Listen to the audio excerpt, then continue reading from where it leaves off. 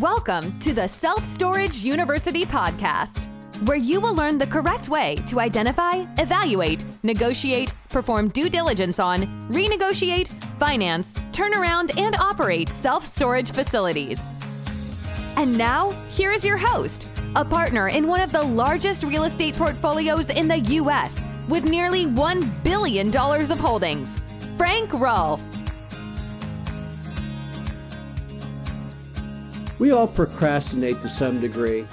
I'm sure all of us at some point when we're in school put off writing that big paper until the very last minute, and we regretted it because we had to stay up all night to get it done by the due date. But that's what procrastination is. You put off to tomorrow what you could or should do today. And in the world of self-storage investing, there's probably nothing more frustrating than when you've done all the work, you've got the contract, you've signed the thing, but the seller doesn't. They keep procrastinating in signing the document. So what do you do to push them along? This is Frank Rolfe with the Self-Storage University podcast.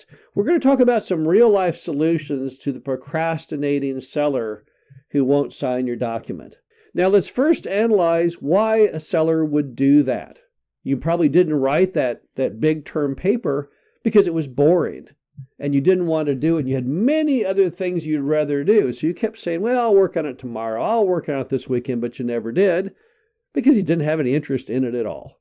Well, sellers, they have their own reasons also to not sign that agreement. The first one is a negotiating issue because they're hoping for more money.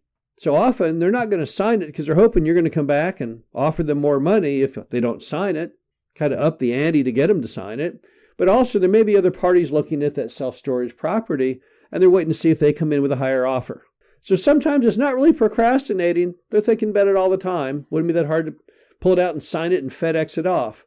But they are strategically withholding signing it. So that's not really procrastination, right?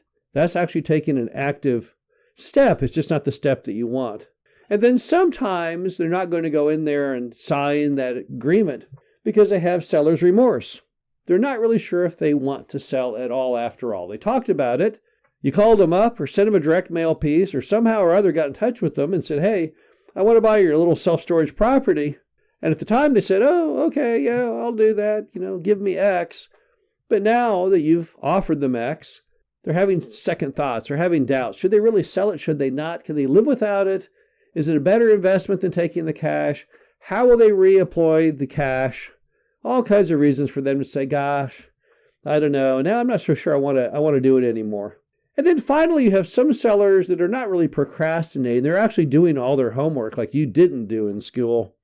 But the problem is they're talking to so many different experts and such because they want to be very, very careful. They're talking to their accountant, talking to an attorney, talking to their other family members, maybe talking to other self-storage property owners to get their opinion. But it's not like they're ignoring you. They know exactly that you want them to sign it, but they're holding back until they get all their data figured out. So then what do you do? How do you push someone forward in those three categories?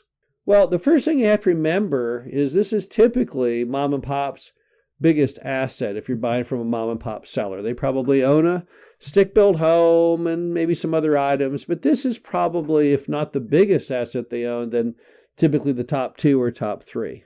So it is a really big deal to them, and they want to give it a lot of thought. This is not something you just knee-jerk react and do.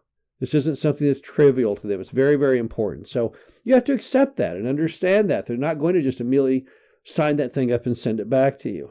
Also, you got to be enthusiastic because enthusiasm is contagious.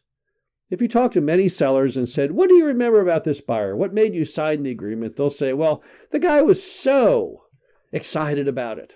That buyer, she was just so enthused and it was contagious. It made me excited about the property again. I lost interest in it over the years and suddenly they were so excited. I was like, oh my gosh, I need to sign this thing. It needs to be in the hands of a new steward who really cares about it and wants to push it forward.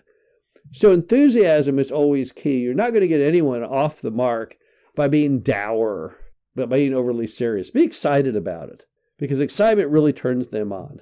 Also, find things out there that are in their best interest to move forward. For example, there's been a lot of discussion about changing capital gains tax rates. tell them, boy, we better get this thing going before they change those capital gains tax rates. That's something that fully appeals to the seller, not you. You're not selling it. You have no capital gains. Find other items like that move them forward. Another good one is to say, I've got this lender already teed up, and so I think we need to get this thing signed up. I don't want to lose out on this lender. They may change their mind. They may lose interest in it. So, hey, let's get this thing signed quickly. Those are the types of levers that make sellers move forward. Things that appeal to their best interest that do have a time clock on them. Now, here's some things you would never do, though, to try and get the seller to sign. Number one, create a false deadline. Never tell the seller, hey, you know what? If you don't sign this by Friday, then this deal's off. Those are fatal last words.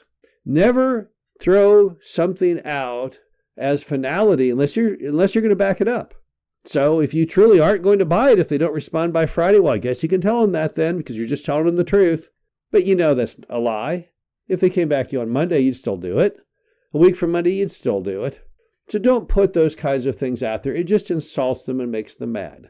Typically, if you were to go to a seller and throw out a deadline and say, well, if you don't do this, then blank, they'll just say, well, then forget it then. Nobody pushes me around. No one threatens me. I have no interest. Get out of here. Now your bond is completely broken. You wasted all your time negotiating because you didn't get it signed. And you didn't get it signed because you insulted them and made them mad. And that's never really a good idea. The other item you should never do is simply to be too pushy, because people don't like people who are pushy. So if you're worried that the guy is not signing because he is talking to somebody else about it, you're going to have to run that risk, but you're going to have to be pleasant and enthusiastic throughout the process.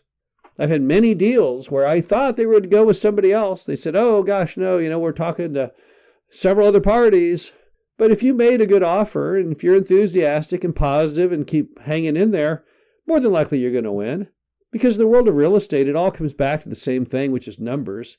That other buyer, he can't finance it any better than you. They can't run it any better than you.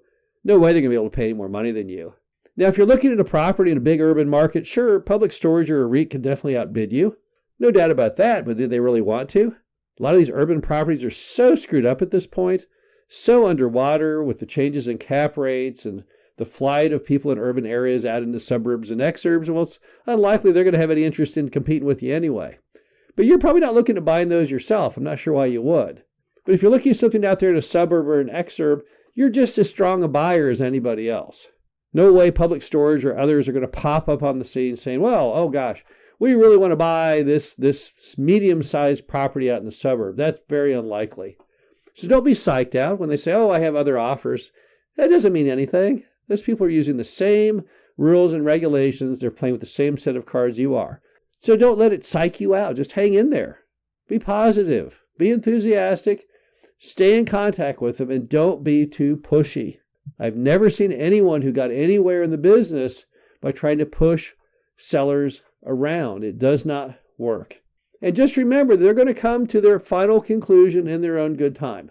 You do not know what's going on behind the scenes. They may have called their accountant. The accountant's on vacation. Doesn't get back for 2 weeks. It doesn't mean they've lost interest. Don't just assume because they don't get something back to you immediately means they're not really going to do it. They very well are going to do it. In fact, they're going to do it tomorrow, the very day before you are going to call them again to bug them. So just hang in there, and typically all things work out.